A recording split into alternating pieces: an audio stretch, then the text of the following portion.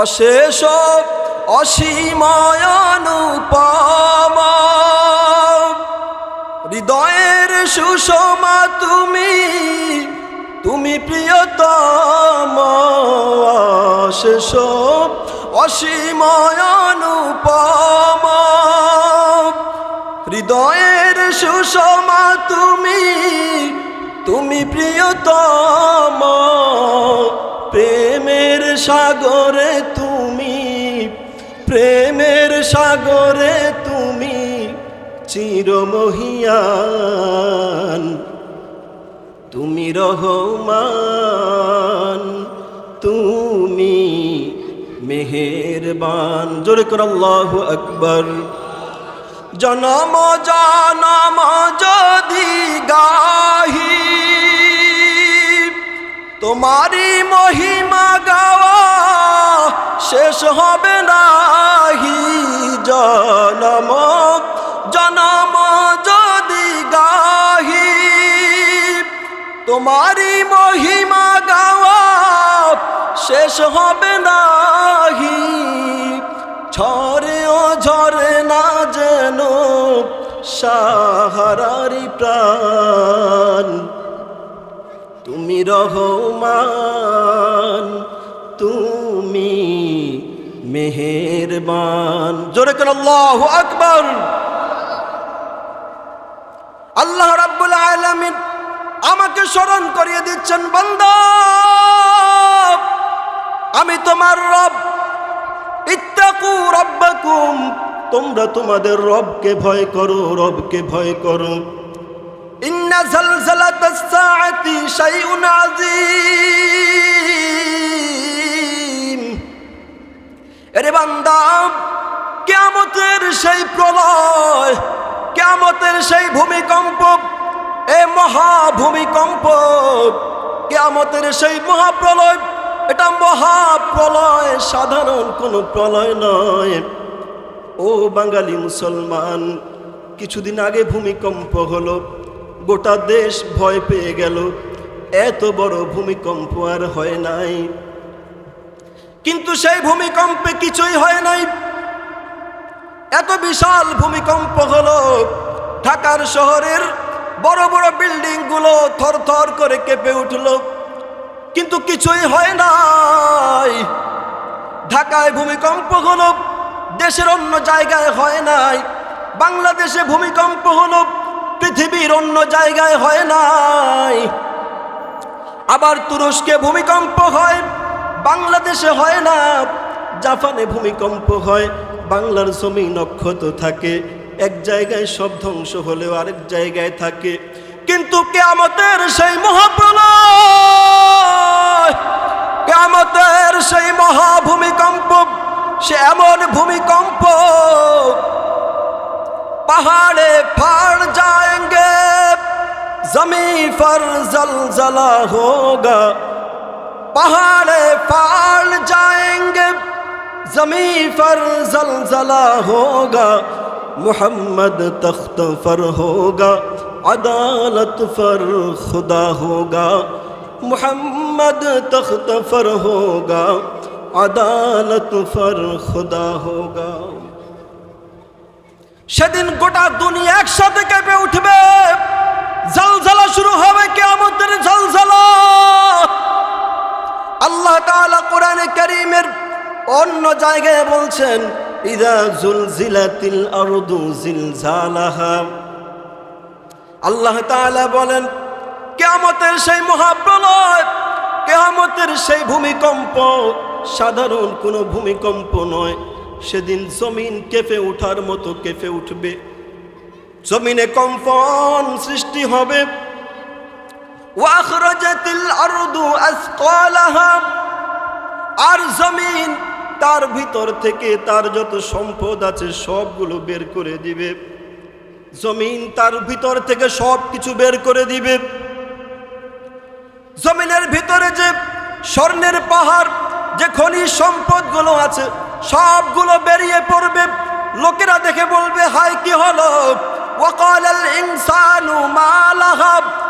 লোকেরা বলবে, জমিনের কি হলো? সব বের করে দিচ্ছে, সম্পদগুলো সব বেরিয়ে যাচ্ছে। হায় রে, এই সম্পদের জন্য কত ভাইয়ে ভাইয়ে ঝগড়া করেছি, ভাই ভাইয়ের সম্পর্ক নষ্ট করেছি, কত মানুষ জমিন থেকে বিদায় নিয়েছে, কত মানুষ ধ্বংস হয়েছে, কত সম্পর্ক নষ্ট হয়ে গেছে এই সম্পদের জন্যে। আজকে যে সে সম্পদ বের করে দিচ্ছে জমিন। ওয়াকালাল ইনসানু মা লাহা, জমিনের কি হলো, জমিন কেন সব কিছু বের করে দিচ্ছে? আল্লাহ তাআলা বলেন ইয়াউমাইদিন তুহাদ্দিসু আখবারাহা, জমিন তার সকল সংবাদ সেদিন বলে দিবে। আল্লাহ তাআলা সেদিন জমিনকে তৌফিক দিবেন। আলুরে ইরফানে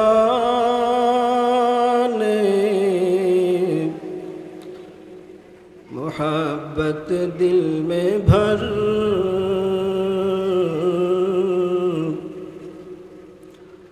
दोनों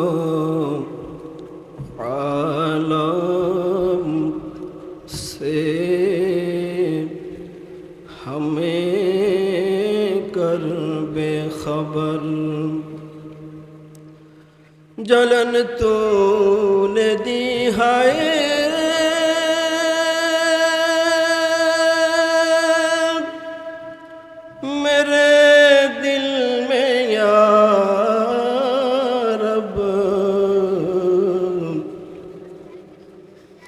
जलन की दवा अब पिला दे खुदाया, सारे दुनिया तोय किया मैं,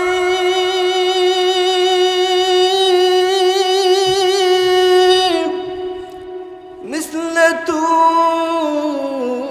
देखा नहीं, तेरी मानंद खूबसूरत चांद भी होता नहीं, दिक्र बातिल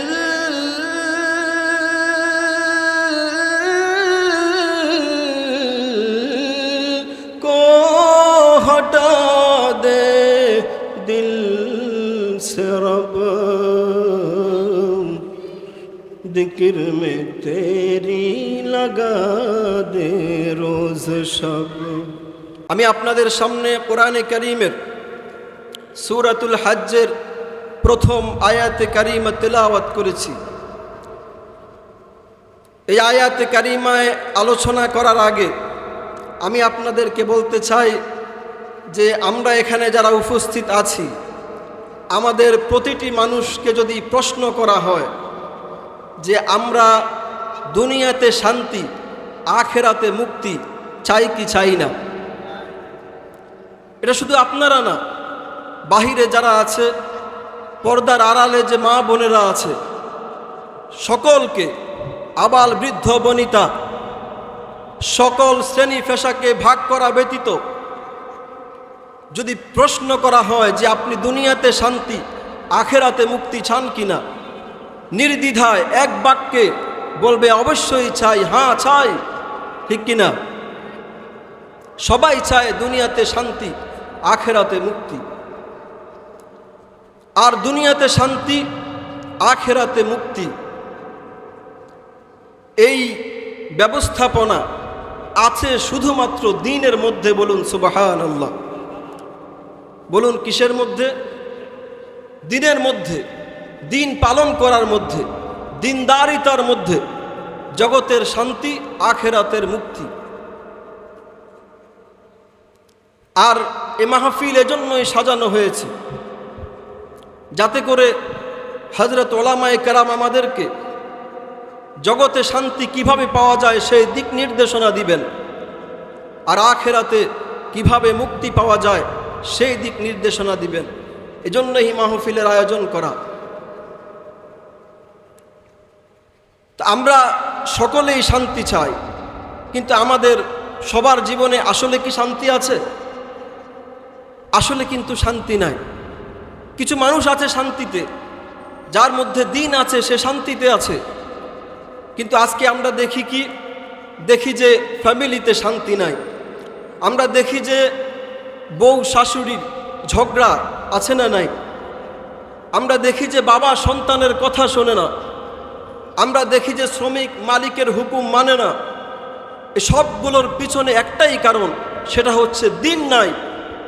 শ্রমিক মালিকের হক বোঝে না, মালিক শ্রমিকের হক বুঝে না, বাড়িওয়ালা ভাড়াটিয়ার হক বোঝে না, ভাড়াটিয়া বাড়িওয়ালার হক বোঝে না, স্বামী তার স্ত্রীর হক বোঝে না, স্ত্রী তার স্বামীর হক বোঝে না, শাশুড়ি তার পুত্রবধূর হক বোঝে না, পুত্রবধূ তার শাশুড়ির হক বোঝে না।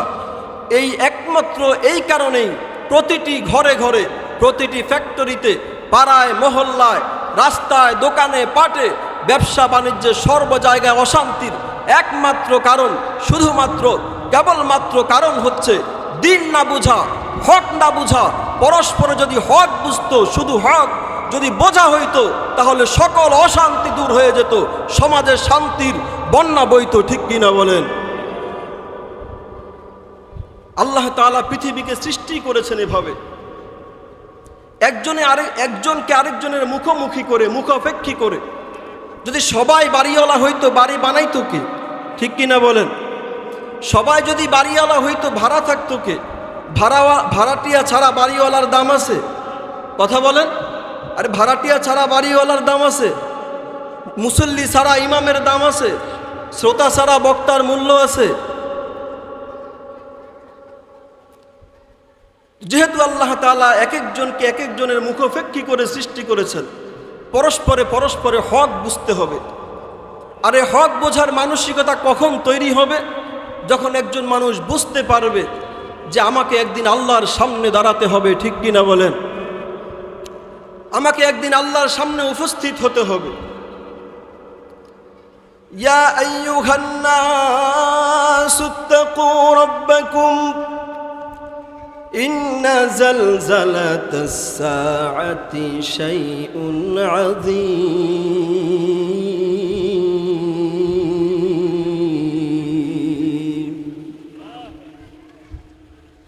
আল্লাহ তাআলা বলছেন, ইয়া আইয়ুহান নাস,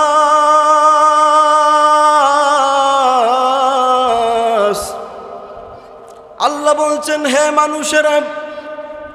এখানে আল্লাহ তাআলা মুমিনকে আলাদা করে নাই, এখানে আল্লাহ তাআলা মুসলমানকে আলাদা করে নাই, এখানে আল্লাহ তাআলা মুত্তাকিদের আলাদা করে নাই। মানুষকে বলেছেন, মানুষকে উল্লেখ করে বলেছেন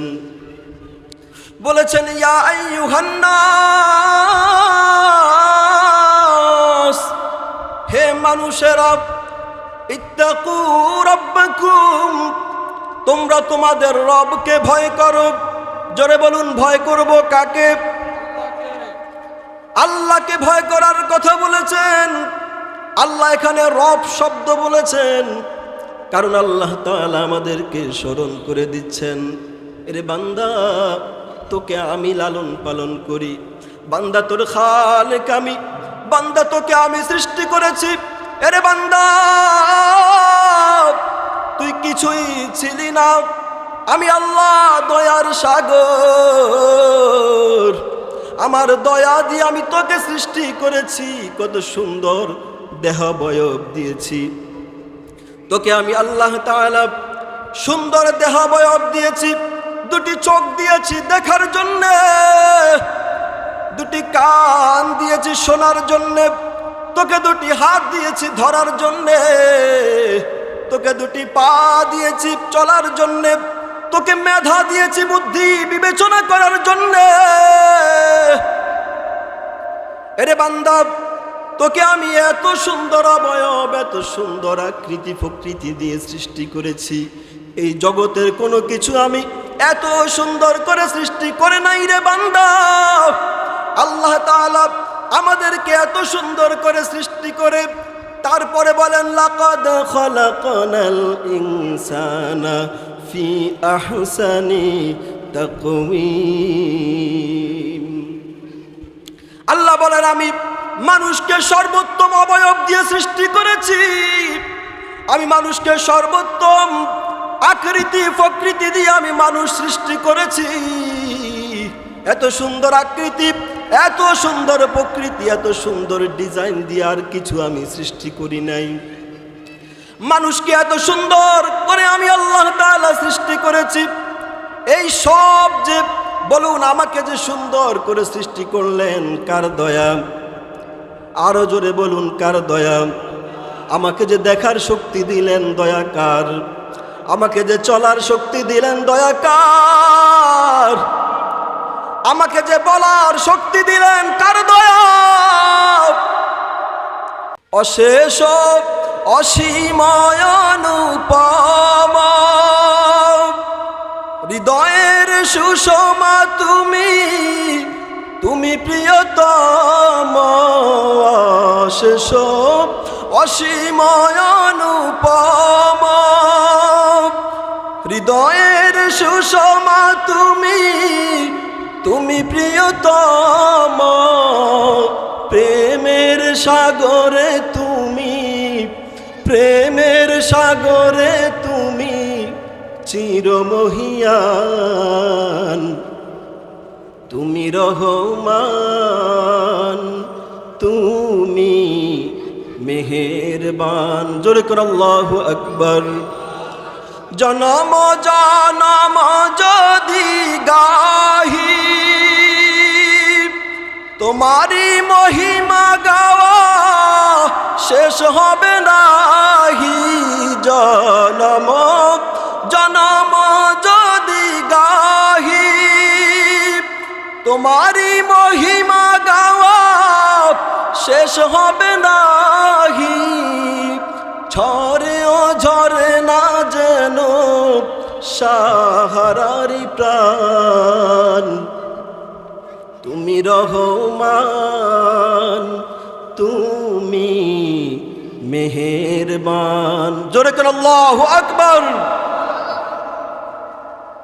আল্লাহ রাব্বুল আলামিন আমাকে স্মরণ করিয়ে দিচ্ছেন, বান্দা আমি তোমার রব। ইত্তাকু রাব্বাকুম, তোমরা তোমাদের রবকে ভয় করো, রবকে ভয় করো।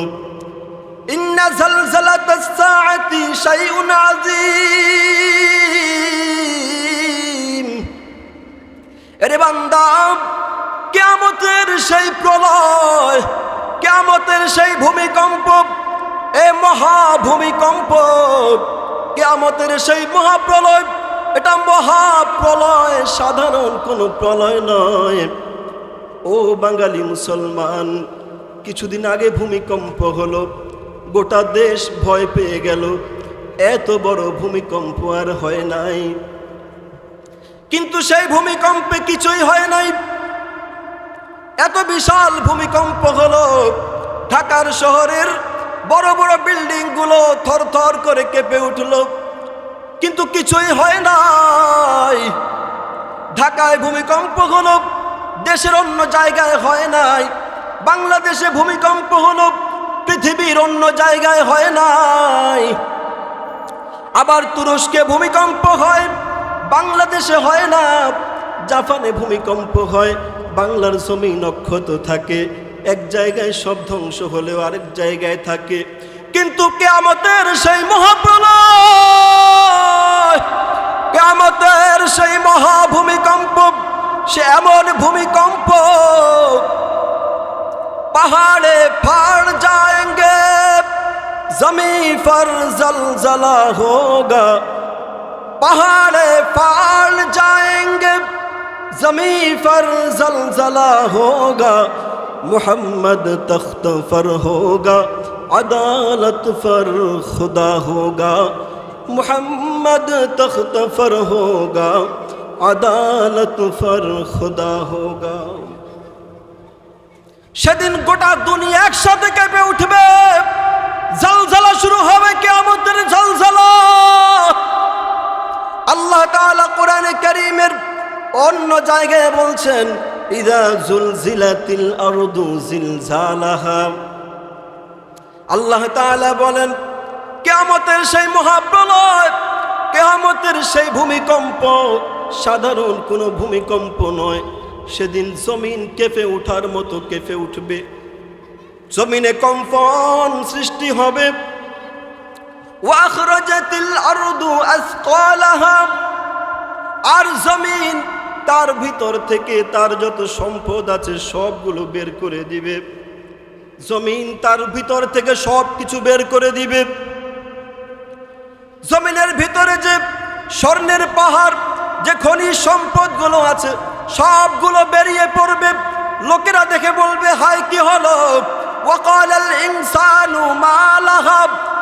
লোকেরা বলবে জমিনের কি হলো, সব বের করে দিচ্ছে, সম্পদগুলো সব বেরিয়ে যাচ্ছে।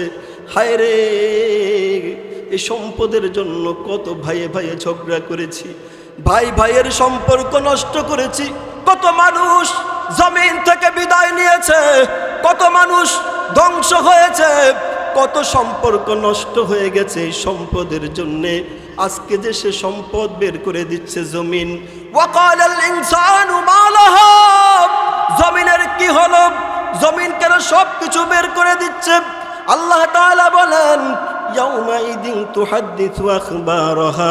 জমিন তার সকল সংবাদ সেদিন বলে দিবে। আল্লাহ তাআলা সেদিন জমিনকে তৌফিক দিবেন। আল্লাহ তাআলা বলছেন ইয়াউমাইদিন তুহাদ্দিসু আখবারাহা বিআন্না রাব্বাকা আওহা লাহা। জমিনকে আল্লাহ তাআলা আদেশ করবেন যে জমিন তুমি সব বলে দাও, তোমার উপর মানুষ কি অপকর্মগুলো করেছে বলে দাও। জমিন তখন আল্লাহর হুকুম পেয়ে বলে দিবে ইয়াউমাইদিন তুহাদ্দিসু আখবারাহা বিআন্না রাব্বাকা আওহা লাহা ইয়াউমাইদিন ইয়াসদুরুন নাসু আশতাতাল লিউরাউ আমালাহুম। সেদিন মানুষেরা দলে দলে বেরিয়ে যাবে আমল দেখার জন্য। দুনিয়ার জমিনে যা করেছিল তার ভিডিও চিত্র দেখার জন্য মানুষ সেদিন দলে দলে ছুটে যাবে। আল্লাহ তাআলা বলেন ফামান ইয়ামাল মিসকালা যাররাতিন খায়রান ইয়ারা। জমিনে যদি ভালো কোনো কাজ করে থাকো সেদিন আল্লাহর সামনে দেখতে পাবে। জমিনে যদি খারাপ কিছু করো ওয়া মান ইয়ামাল মিসকালা যাররাতিন শাররান ইয়ারা। খারাপ কিছু করলেও সেদিন দেখতে পাবে। বিন্দু বিন্দু পরিমাণ দেখা যাবে, বিন্দু পরিমাণ কোনো কিছু থেকে ভাগা যাবে না, কোনো কিছু লুকানো যাবে না, সব কিছু স্পষ্ট হয়ে যাবে। সুতরাং সেদিন আসার আগেই আমাদেরকে প্রস্তুতি নিতে হবে, কথা ঠিক কিনা? আল্লাহর সামনে জবাব দেওয়ার প্রস্তুতি নেওয়ার দরকার আছে না নাই? যদি ভালো হয় আমলনামা ভালো হয় ফারিকুম ফিল জান্নাহ, আর যদি আমলনামা খারাপ হয় ওয়া ফারিকুম ফিস সাঈর, জাহান্নামে হবে ঠিকানা। আল্লাহ তাআলা আমাদের সকলকে আখিরাতের প্রস্তুতি গ্রহণ করে দুনিয়ার জমিন থেকে যাওয়ার তৌফিক দান করুক। সকলে বলুন আমিন।